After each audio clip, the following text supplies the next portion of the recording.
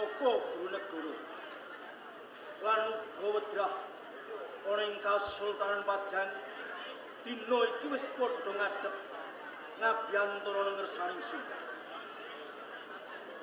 Marang putraning sun Danang Wira Bumilan Benawa iji dawuh timbalan kapara dikepenake anggonira padha lenggah wis pagen dawuh padha dateng dika Kakang Patih Pramonco Negoro sabda dawuh paring pangandika Kanjeng Sultan. Nalika semanten panjenenganing sun ngutus dhateng dika Kakang Pramonco ingkang supados dumugi wonten ing Desa Laweyan nanjaken dhateng Kakang Pemanahan kabar ingkang ingsun tampi. Kakang Pemanahan menika nembe kemawon griyah anggenipun ngacarani Kakang Pemanahan dhateng Kakang Pramonco menika kanthi lelenggahan menapa kanthi leleh Kakang. Kepareng munjuk agung sisih anggen kula matur mugi kersa paring samudra pangaksami Kanjeng. Narinji Duh Kanjeng Sultan dawuh dalem kula estokaken. Gampang. Kula tuwi kawilujenganipun Kakang Pemanahan wonten ing Dusun Laweyan. Saksampunipun dumugi wonten ing Laweyan anggenipun ngacarani menika kanthi layek-layek. anggenipun Kakang Pemanahan ngacarani dhateng dika kanthi layek-layek. Kaliyan dawuh Menawi ngaten Kakang Pramonco Kanjeng Sultan. kabar ingkang ingsun tampi menika mboten kabar ingkang ngayawara ning kapara kabar ingkang nyata. Pramila saking menika panjenengan ingsun mundhut monggo sedaya para nayaka sintanane negara lan ugi para wedrah tumuli tuwi dhateng Kakang Pemanahan dinten sak mangke ugi wonten ing Desa Laweyan. Menawi lekas Kang Suwan Kanjeng Sultan namun nderekaken. Monggo Kakang.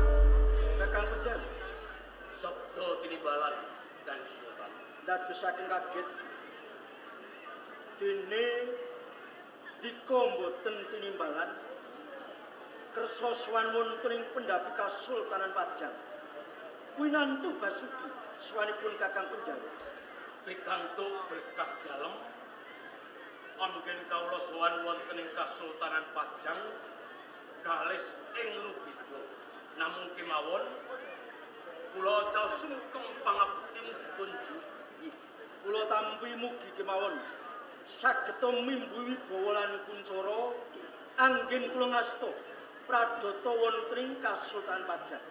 Kakang Penjawa paring dawuh swandika wonten ing pendhapi Kasultanan Pajang menika dapur tindak langke menapa wonten kawigatosan sepisan netepi kewajiban bawaan kalian sesembahan ingkang angka kaping kalih kula namung ngeteraken sedulur sepuh kula Kakang Pemanahan ingkang badhe matur wonten ngersa dalem Kanjeng.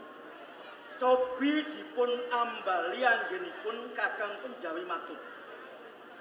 Anggen kula sowan sepisan netepi darmaning bawaan dumateng sesembahan angka kaping kalih sowan kula namung ngeterake Kakang Pemanahan ingkang badhe matur wonten ngersa dalem Kanjeng.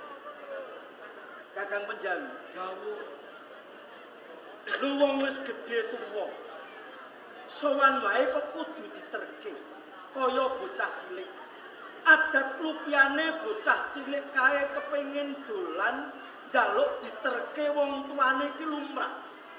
Lho iki wis gedhe tuwa kepengin sowan ning pendopo Kasultanan Pajang wae kok njaluk diterke. Mongko Kakang.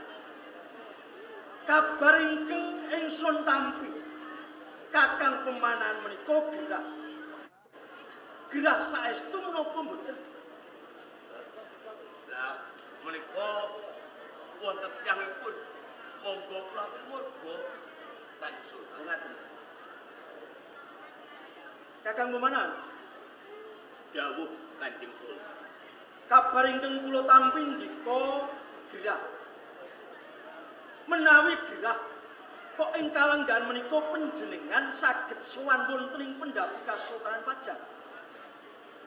Kanjeng Sultan, pancen leres kula sakit. Nanging ingkang sakit boten raga kula. Ingkang sakit batos kula Kanjeng Sultan. Menawi ingkang sakit menika rasa utawi batosipun Kakang pemanahan tartamtu wonten perkawisipun. Nggih, Lajeng perkawisipun perkawisipun bumi alas mentau. bumi alas petau. Kenging menapa Kanjeng Sultan boten enggal paring alas mentau. Monggo bumi pati sampun panjenengan paringaken kalih adi penjawi. Nanging alas mentau ngantos sakmenika dereng panjenengan paringaken kalian kula. Monggo menawi kedangonan yen kula ngentosi menapa krumiyin kula pejah Kanjeng Sultan. Kakang pemanahan Dawuh kados kadreng anggen panjenengan kepengin nampi alas metau.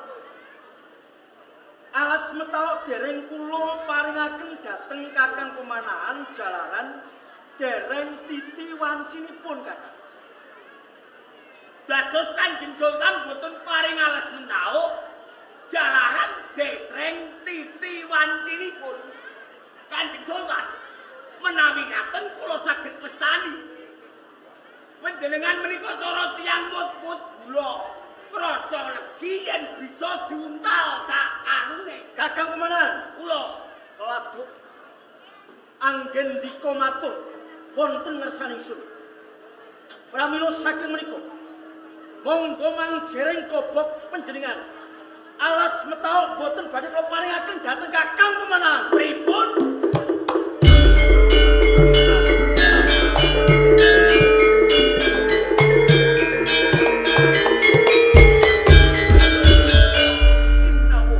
Maksud Iya.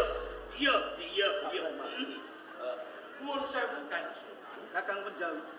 Menawi wonten kedadosan ingkang kados ngaten sami makempal wonten pendopo Kasultanan Pajang. Kok njur kula menika kelingan nalika isih padha-padha nyiswa lan golek ngelmu ana ing Banyu Biru ana ngersane Bapa Majasta. Kula kepengin dibujikan, kula kepengin geguyonan kalian Mas Karebet Joko Tingkir. Menapa dipun keparengaken menawi to kula menika kepengin sapejagong kalian Mas Karebet Joko Tingkir nanging lenggahipun boten minangka Sultan Hadiwijaya lho Kanjeng. Kakang Penjawi Dawuh menawi ndika kepengin sapejagong utawi gegojekan kalian Joko Tingkir Mas Karebet saged. saged lajeng dirungipun kados pundi? Monggo. Dika kula aturi mirsani. Menika bentuah minangka pikukuh wonten ing Kasultanan Pajang. Menawi bentuah menika ingsun asta ateges ingsun Sultan Hadiwijaya. Menawi bentuah utawi pusaka menika wal saking raganipun Sultan Hadiwijaya. Menika dados Karebet Joko Tingkir. Oh, ngeten.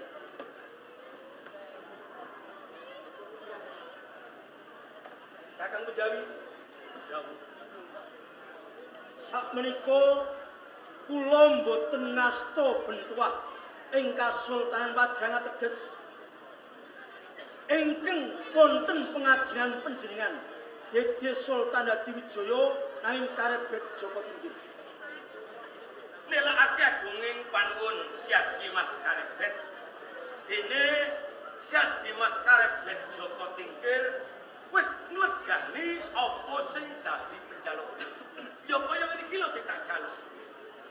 Rukuning tunggal siswa nalika ana ing Banyu Biru antarane Kakang Pemanahan Syadi Pramonco, Syadi Mas Karebet, Wilo lan Kuragil. Mestine Syadi Karebet ra yo kelingan to. Bebarengan ngangsu karo kula rampung entuk piwulang saka ngersane Bapak Majasta.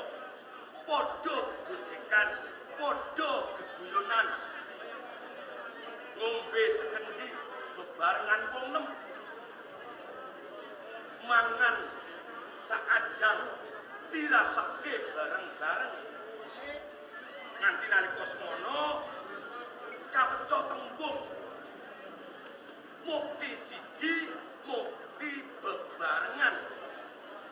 Rekoso siji, ayo padha bebarengan ngrasake. Aku nalika semono go seneng. Kakang Pemanahan go seneng. Syadi Pramonco medine ra ya seneng kok. Nalika Bapak Majasta kuwi paring dawuh. Antarane murid ana ing Banyu Biru. Iki sing paling pinunjul ora liya Syadi Karebet. Aku seneng.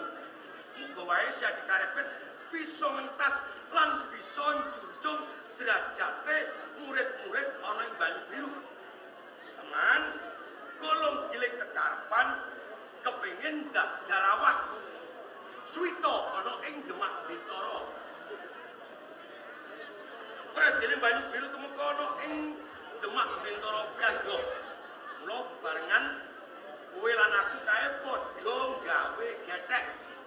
Jalaran liwate Bengawan kang gedhe. Gethek ditata ditumpaki wong nem liwat Kedung Srengenge.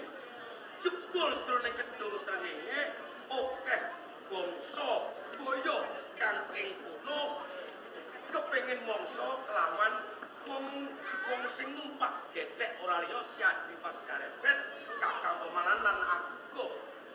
Nganti ana tetembangan sigra milir sang gethek si sangga bajul kawandasa kang jageni.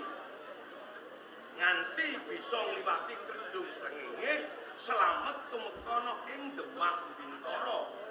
Lah, bareng tumekana ing Demak Bintara, Syadi Mas Karebet sing entuk kanugrahan. Nganti Syadi Mas Karebet kapundhut putra mantu Sultan Trenggono. Makala pinaringan bumi pojok kababat dadi pajak. Ning mbok yo eling to, eling sumpahmu nalika bebarengan ana ing Banyu Biru.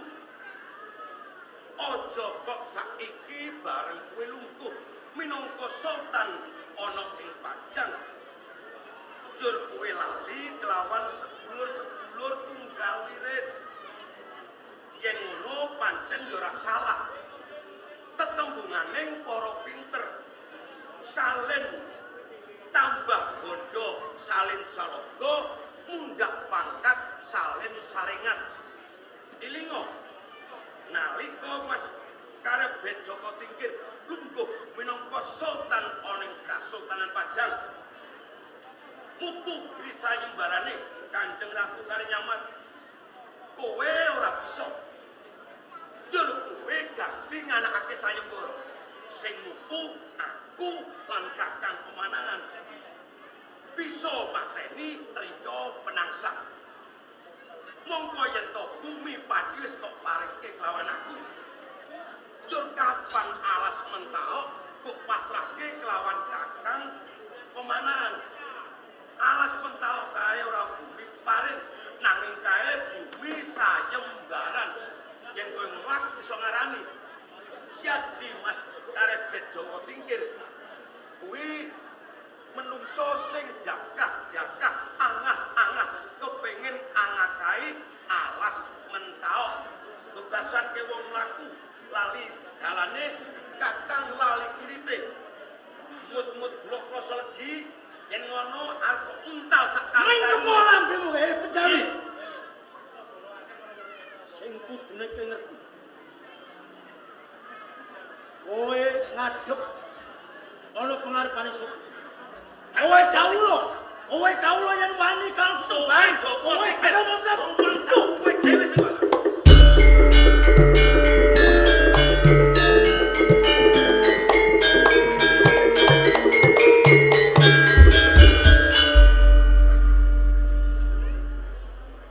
Katuran enggah Kanjeng Sultan Dadi Wisnu. Kanjeng Sultan kakang saderengipun kula nyuwun pangapunten ingkang ageng kranten kula nami tiyang sepuh ingkang satuhu babar pisan boten andarbeni hak saya wewenang ngenani wonten ing negari Kasultanan Pajang kranten sawetahipun pangwaos wonten ing asta dalem. Nanging sareng kula ngertos kahanan ingkang kados ngaten mongko dumadine wonten ing pendopo Kasultanan Pajang. Kanjeng Sultan katuran pirsa pendopo Pajang menika papan ingkang suci. Pendopo Pajang menika papan ingkang sakral kangge musyawarah kangge ngrembug ngenani nasibing kawula wonten ing negari Pajang. Rekoso kepenak sengsara mulyaning kawula menika pun rembag wonten ing papan suci wonten ing pendapi negari Pajang. Pendopo Pajang menika boten ora-ora mandala yuda. Pendopo Pajang menika dede medan logo. Parantene pendopo Pajang badhe kangge pasulayan ingkang padu kawula lan Sultan ing Pajang Hadiwijaya. Kanjeng Sultan nami tiyang sepuh kula namung badhe caos pemut wonten ngarsa dalem Kanjeng Sultan Hadiwijaya. Panjenengan menika pangarsa negara. Tembung pangarsa niku manggenipun wonten ngajeng pimpinan.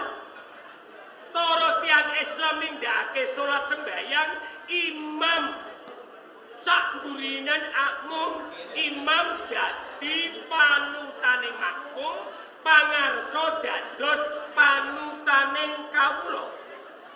Menawi panjenengan pangarsa panjenengan panutan mongko pakarti panjenengan kados ngaten lajeng kados menapa kawula panjenengan pisan angka kaping kalih panjenengan jejeling ratu tembung ratu rat jagat tumindak ngendika seklimah mlaku sejangkah sing jenenge ratu menika dados kiblat, dados tepo palupi, dados tulodo, dadi conto.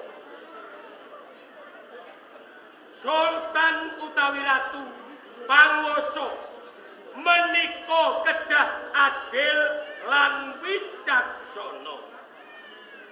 Menapa yen dipun wastani adil Kanjeng Sultan? Adil menika manggon tengah-tengah boten damel gelo siji lan sijine. Menawi panjenengan lumakune kados mekaten cetha panjenengan dereng saged nindakaken adil. Merga panjenengan ban cindhe ban siladan beda kasih nalikane peparing ganjaran marang kawula. Sabda pandhita pangandikaning ratu sepisan dadi datan bola wali pindha woing Kresna kang tumetes ing glancang seta sambung kalian sabda sayembara dalem Sultan Hadiwijaya nalika balelane sang adipati Arya Jipang Yorya Penangsang. Sayembara kang kawiyos marang sapa kang bisa merjaya Arya Jipang ya Arya Penangsang ganjarane loro siji alas mentaok loro bumi pati. Sayembara kelampahipun pupulan pemanahan ugi penjawi. Penjawi sampun nampi ganjaran Dwipati nanging alas mentaok dereng dipun paringaken kaliyan pemanahan. Lajeng bedanipun menapa penjawi kali pemanahan, pemanahan kali penjawi. Teges penjawi seneng nanging pemanahan gelo dereng saged winastan adil jalaran enten salah siji sing gelo ati. Wicaksana tembung wicaksana sing mestine perkara alas mentaok niki mboten garai rame, mboten garai geger. Ratu ngadeg ana ing sak tengah-tengahing bebener wicaksana gunakake kawicaksanan. Kanjeng Sultan alas mentaok kuwi dudu bumi warisan nanging bumi sayembaran. Sepiro to abote menawa slira dalem peparing alas mentaok marang pemanahan. Upama panjenengan peparing alas mentaok marang pemanahan ora njalari Sultan Hadiwijaya mlarat ora. Boten Kanjeng Sultan. Upama panjenengan ngukui alas mentaok jalari Hadiwijaya tambah sugih nggih boten. Nanging menawi Sultan Hadiwijaya tetep ngukui alas mentaok bakal dadi keplok-keplok ing kawula ana ing negara Pajang krana dianggep Sultan Hadiwijaya sawijining ratu, sawijining sultan kang ora adil. Saka kuwi Sultan, kula niki wong tuwa. Perkara niki ben boten sesaya panas. Enggal rampung perkarane mbok inggiya alas mentaok enggal dipun paringaken, enggal dipun ganjaraken kalian pemanahan. Jalaran cara tiyang nyambut damel gaweane pun dilakoni pun kari ngenteni opahe. Pripun Kanjeng Sultan? Kakang Juri, kula ngrumaosi salah. Mila Kakang Juri minangka dados pasiksen. Wiwit kalenggan menika alas mentaok kula paringaken dhateng Kakang pemanahan.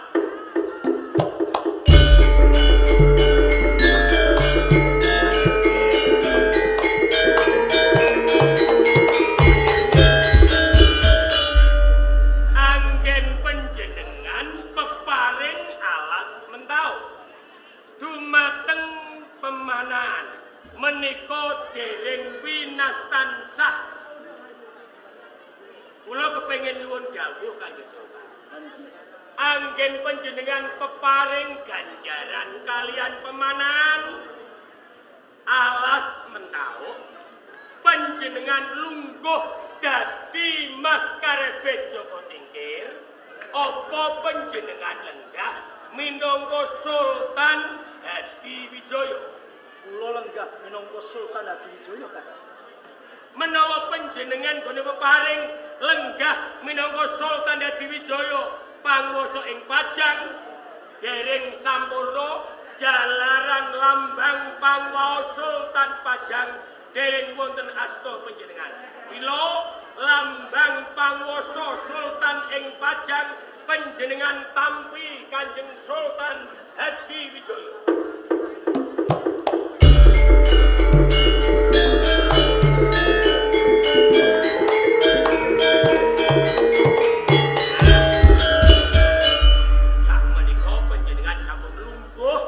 Minangka Sultan Hadiwijaya panguwasa wonten ing negari Pajang. Monggo katuran paring sabda dawuh kalian pemanan kula sing ngesen. Atas nama panguwasa ing Kasultanan Pajang. Wiwit ari kalenggan iki bakal peparing alas metaok lawan Kakang Pemanan.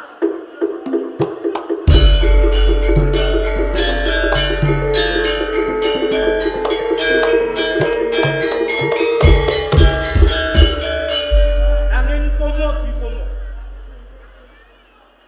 Alas metaok kababat aja nganti Kakang Pemanan jaluk sabiyantune kawula ana ing Kasultanan Pajang. Lamun to Kakang Pemanan jaluk sabiyantune kawula ing Kasultanan Pajang bakal nampa pidana Kakang.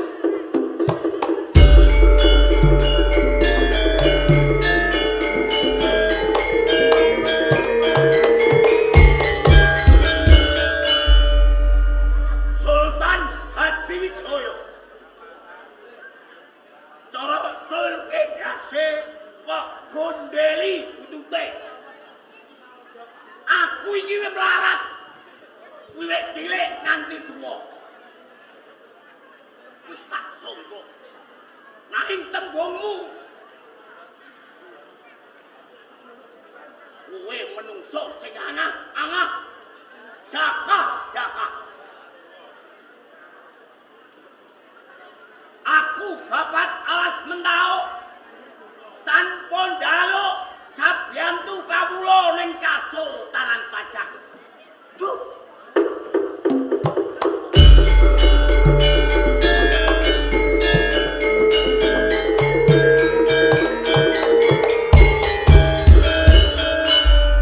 Sultan Hadiwijaya, sumangkang temen tetepungan. Kowe kira tuh neng mencela tetepungan. Kaya banyu lesak dhuwure godhong sente. Ora kena dikuku. Iki ucap. Sudya pangaset ana Prabu Kasultanan Pajang. Aku ora sudi dadi kawulamu.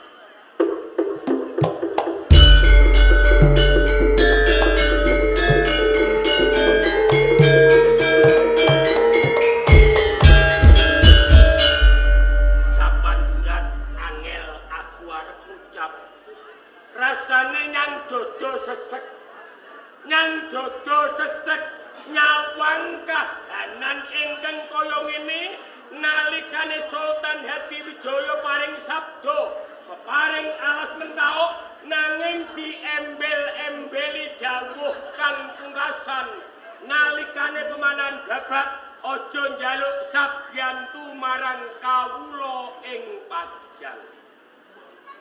Sultan Hadiwijaya, aku kuwi sedulur sing pernah tuwa dhewe.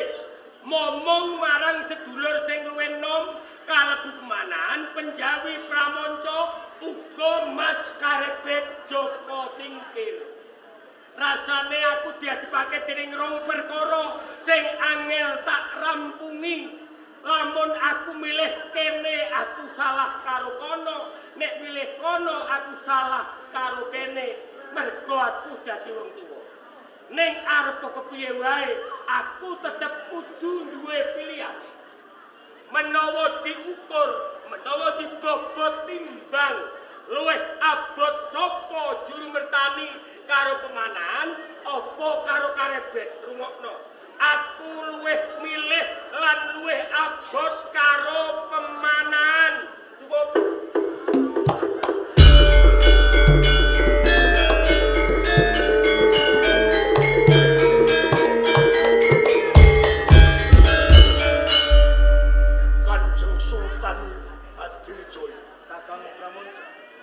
menika dumawah giliran wonten ing Pendhapi Agung Kasultanan Pajang kados dening lokro pupus atiku kula kasengkakaken minangka warangka pepatih wonten ing Kasultanan Pajang nanging sedaya kala wau cengkak kalian batosku mendah apa yen to aku dadi pepatih nanging kanthi ancik-ancik sedulurku pemanah sedulurku penjawi Kanjeng Sultan lila kula boten dados patih boten menapa-menapa kula wangsul wonten isun saged dados piantah nipal Kakang Pramoco.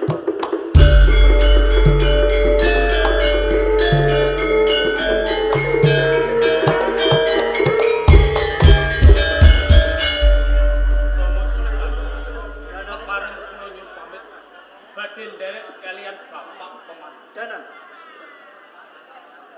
Kowe iki putranipun Rama.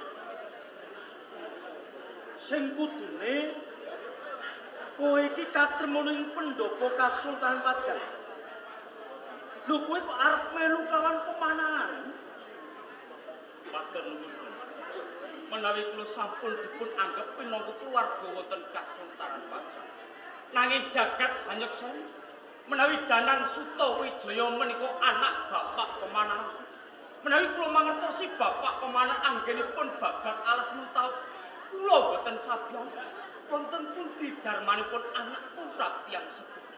Lan kula wedi dinakwa menawi to kula menika kacang lali kulite wong laku lali danane. Assalamualaikum. Hei, Danan.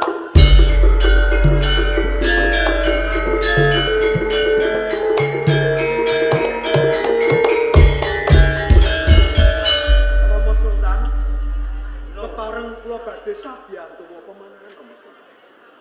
Menawa Nggih. aja nglantura pokeng dadi atur nira. Yen kowe sabiyantu kelawan pemanahan kae wong liya braya. Pemanahan kae dudu sapa-sapa. Wong tuamu sing ngukir jiwa ragamu iki panjenenganku. Aja yen kowe bakal sabiyantu kelawan pemanahan. Mboten Rama Sultan. Jalaran kula namung badhe ngaton-aton dharma bekti kula. Rikala kula tasih timur. Wa pemanahan ingkang momong dumateng kula. Kepareng mboten kepareng kula badhe sabiyantu. Bener. Pangapunten, jeneng putra didhawuhi marang wong tuwa. Niki ndi bektimu? Apa isih ora krungu dawuhe Rama Sultan Hadrijaya? Yen to bener ora dikeparengake sabiyantu apa penawaran. Kang Mas Wirabumi. Mbok nggih panjenengan iki grayangi kalih jetoke panjenengan. Karepku Sampeyan mukti kali bawa. Sampeyan saged urip kepenak wonten ing Kasultanan Pajang. Niku mung karanten panjenengan dipun garwa Kang Mbok Ratu Manik. Lho panjenengan iku sinten panjenengan? Mapan wonten ing Panjang kuwi kula kumpamake. Muntu sing katutan sambeli panjenengan. Mbok ngeling. Panjenengan iku asal usule namung anake Ganjur Suranata sing pegawane resik-resik masjid mari bapake sampeyan. bener. Nadyan aku mung muntu katutan sampul ana ing Kasultanan Pajang. Ning aku ngerti bebuten ora kaya kowe. Turaja ngucik ngenani wong atu-atu ya Sudarma. Yen sampeyan perkaramu cukup karo ora bumi. Yen kowe ora nrimo akibat kejauh wae. Aku saya ora siap semuanya. Cukup.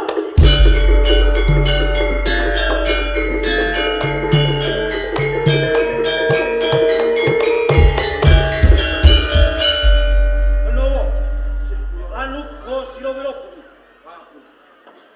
Sira iki satriyane negara. Sing kudune sira iki dadi kaca brenggala. Bisa dadi panutan. Lho, yen sira satriyane negara ora bedane kaya bocah angon cengkak ana ing pendhapa. Jur mengko kepiye kawula ana ing Kasultanan Pajang?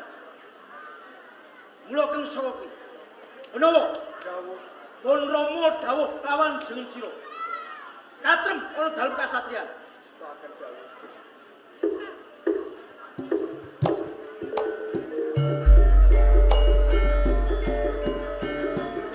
Romo Sultan Hadijoyo menawi wonten kepareng nilakan kula badhe nglambati anggenipun wa pemanahan babat alas menang kula bumi yen karepmu kaya ngono tak keparengake ngiriten brigadaning prajurit kampung panjenengan ingsun mawantu-wantu kelawan jinis-jinis. Ojo nganti ndadekake cengkah satemah ana pangorbanan.